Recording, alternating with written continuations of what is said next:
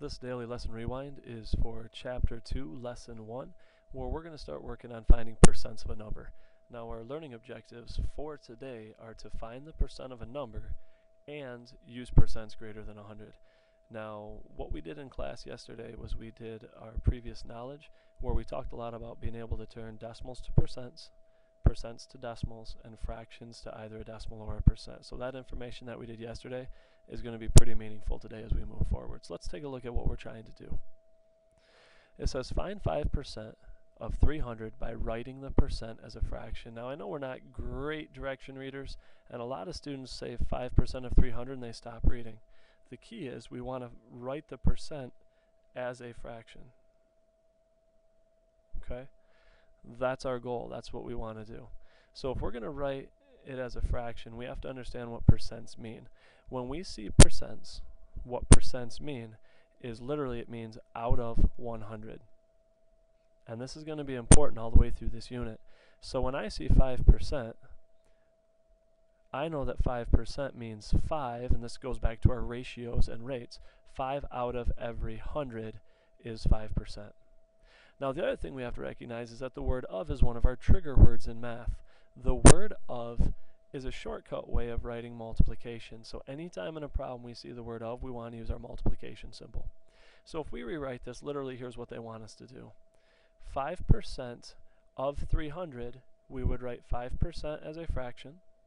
The word of turns into multiplication of 300.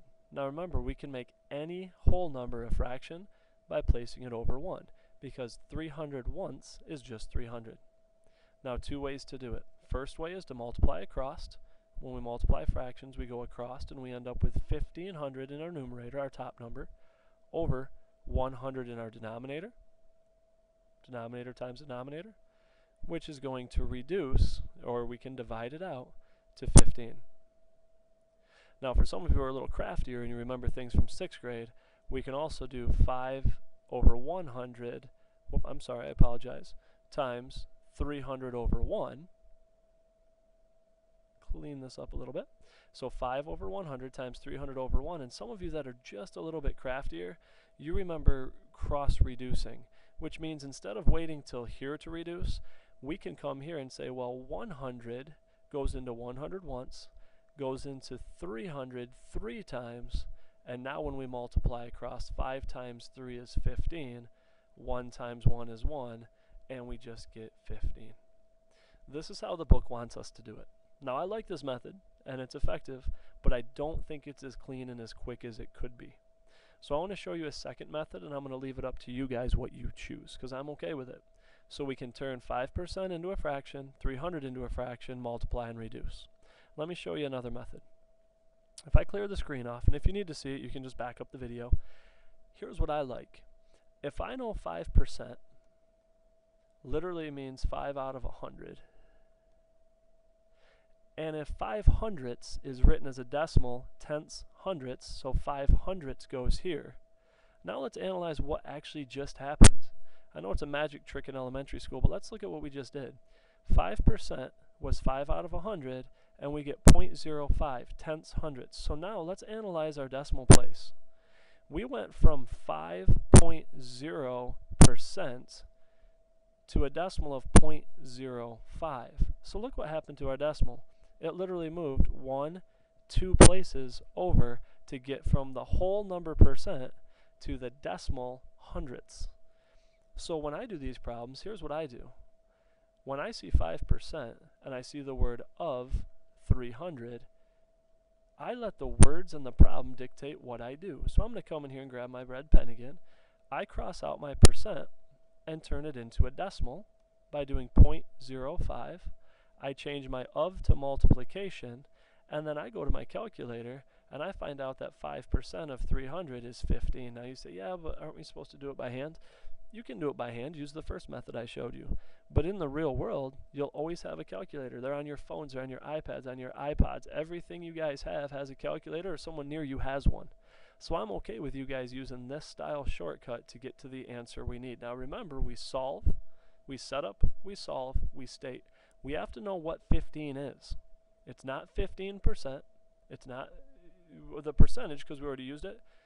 5% of 300 means that 15 is 5% of 300. This is your part, this is your whole, which is going to become important when we start talking about the proportion tomorrow. All right, let's take a look at another one and see what we can do. If we look at this one, same idea, but look what happens. Now we have 180. So if we want to write the percent as a decimal, here's what we do. Same idea. And I want you guys to write this on your homework. Write in your book, they're consumables.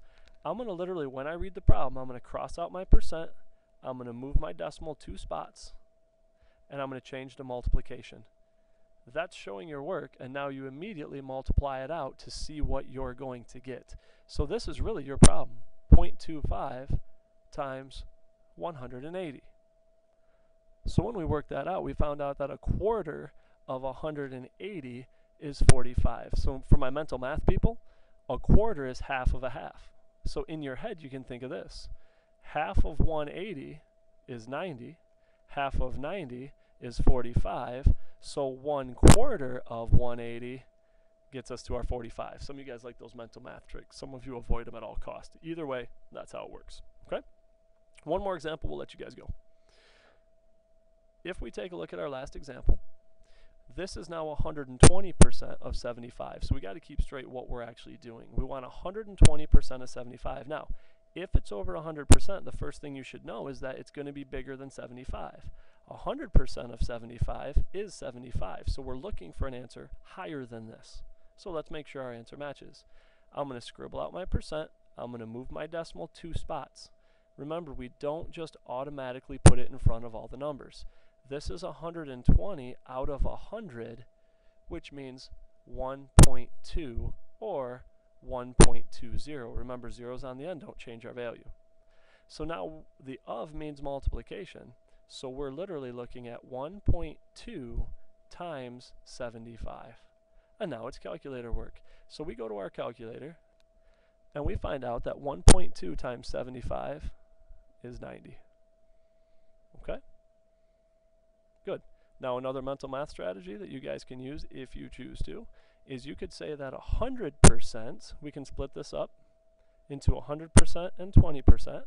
100% of 75 is 75 plus 10% of 75 is 7.5. Another 10% to get to 20% is 7.5. And then you can add them all up and guess what you get? You get 90. So every year I have students that are able by the end of the unit to do these problems, mental math. I'd encourage you to try if you're ready for it. If you're not ready for it, just remember, 2 decimal places because it's out of 100 to the left. Of is multiplication times the number we're using. And now let's analyze our answer. We set up, we solved, we state. So 90 is 120% of 75. That's what your answer should look like. And is it bigger than 75? Yes. Reason why? We're higher than 100%. All right, I hope this helps. Go ahead and do your hot or mild problems, and we're good to go. We'll see you tomorrow.